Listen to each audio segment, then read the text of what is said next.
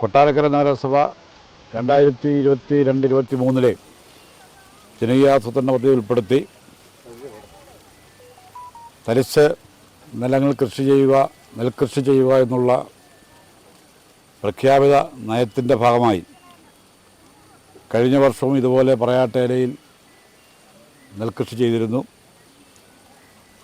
അത് ഈ വർഷവും ഈ സാമ്പത്തിക വർഷവും നെൽകൃഷി ചെയ്ത് ഇന്ന് കൊയ്യുകയാണ്. അപ്പോൾ ഇപ്രാവശ്യം 2-3 ഏക്കറിൽ ഇല്ലയോ 5 ഏക്കറിൽ നെൽകൃഷി ചെയ്ത് ഇത് നാളെയുമായിട്ട് കൊയ്ത് കഴിയുമെന്നാണ് പ്രതീക്ഷിക്കുന്നത്.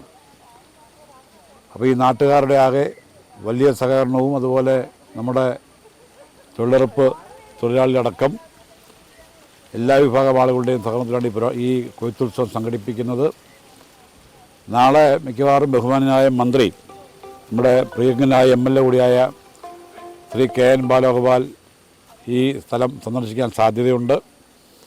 വരും വർഷങ്ങളിൽ ഏറ്റവും വലുതായി കുറേ കൂടി വ്യാപകമായി തരിശ് നിലങ്ങൾ കൃഷി ചെയ്യുന്നതിനാവശ്യമായും അതുപോലെ തരിശ് നിലങ്ങളിൽ മറ്റിതര കൃഷികൾ, പച്ചക്കറി അടക്കമുള്ള മറ്റിതര കൃഷി, വാഴ അടക്കമുള്ള മറ്റിതര കൃഷി കൂടി ചെയ്യുന്നതിനാവശ്യമായ ഒരു ആലോചന ഉണ്ട്. 2023-24 സാമ്പത്തിക വർഷത്തിൽ ഇത്തരം പരിപാടികൾ ഏറ്റെടുത്തുകൊണ്ട് നമ്മുടെ കൊട്ടാരക്കര നഗരസഭയിൽ പരിമിതമായ തോതിലെങ്കിലുമുള്ള, പ്രത്യേകിച്ച് നഗരപ്രദേശ നിലയിലുള്ള പരിമിതമായ നിലയിലെങ്കിലുമുള്ള ഇത്തരം വയലുകളും തരിശ് പുരയിടങ്ങളും ഏറ്റെടുത്ത് കൃഷി ചെയ്യുന്നതിനാവശ്യമായുള്ള വിപുലമായ പദ്ധതിയാണ് ആലോചിക്കുന്നത്.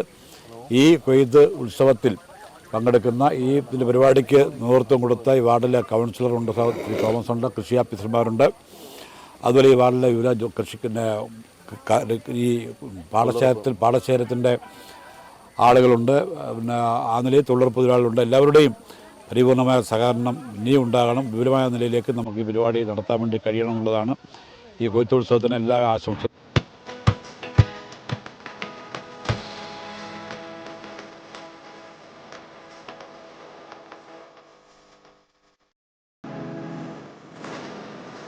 ഈ 2022-23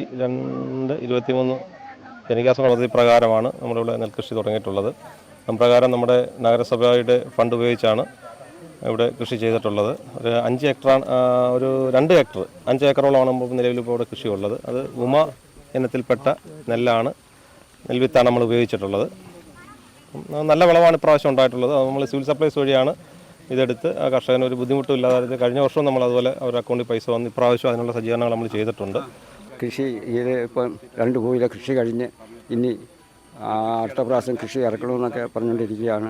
അതെല്ലാവരും കൂടെ ഒരുമിച്ച് സർക്കാരിൻ്റെയും പഞ്ചായത്തിൻ്റെയും മുനിസിപ്പാലിറ്റിയിലെ എല്ലാ ഉദ്യോഗസ്ഥന്മാരും സഹകരിച്ച് അത് ചെയ്താൽ അത് മുമ്പോട്ട് കൊണ്ടുപോകാൻ സാധിക്കും. അത് ഞങ്ങൾക്ക് അതിനൊക്കെ വളരെ സന്തോഷമുണ്ട്, സ്നേഹമുണ്ട്. ഞങ്ങൾ ഐക്യത്തോടാണ് ചെയ്യുന്നത്. യാതൊരു തർക്കവുമില്ല, യാതൊരു വിഷമമില്ലാത്ത രീതിയിൽ ഞങ്ങൾ സന്തോഷത്തോടാണ് ഞങ്ങൾ കൊയ്ത്ത് ആരംഭിച്ചത്.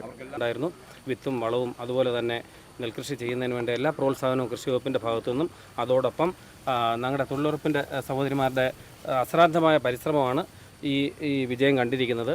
ഇതിൽ ഞങ്ങൾ ശാരീരികമായും മാനസികമായും അധ്വാനിക്കുമ്പോൾ ഇതിൻ്റെ കൊയ്തെടുക്കുമ്പോഴാണ് ഞങ്ങൾക്ക് അതിൻ്റെ ഏറ്റവും പൂർണ്ണമായ സന്തോഷം നേരിടുത്തരുന്നത്. എന്തായാലും നല്ല വിളവുകളുണ്ട്, കുഴപ്പമൊന്നുമില്ല, വളരെ സന്തോഷമാണ്. തുടർന്നും ഞങ്ങളുടെ നഗരസഭയുടെയും അതുപോലെ കൃഷിഭവൻ്റെയും തൊഴിലുറപ്പ് സഹോദരിമാരുടെയും എല്ലാ പിന്തുണയും ഉണ്ടാകണം എന്നാണ് ആഗ്രഹിക്കുന്നത്. കാലകാലം കൊണ്ട് കൊയ്ത്തില്ലല്ലോ, ഇനിയിപ്പോൾ ഇങ്ങനെ ഒരു ഭാഗ്യം നമ്മുടെ പറയാട്ട് കാവിലുണ്ടായി, കാവിൻ്റെ മുമ്പിലുണ്ടായി. ഞാനിവിടെ വന്നൊരു സ്ഥിര താമസക്കാരിയായി. എനിക്ക് വയസ്സ് 72 ഉണ്ട്. ഇത്രയും കാര്യങ്ങളിൽ പങ്കെടുക്കാൻ സാധിച്ചത് തൊഴിലുറപ്പ് തൊഴിലാളിയാണ്. എനിക്ക് നിങ്ങളെല്ലാവരോടും കാണാനും കേൾക്കാനും ഇതിൽ പങ്കെടുക്കാനും ഈ പ്രായത്തിൽ അവസരത്തിൽ എനിക്ക് വളരെ സന്തോഷം.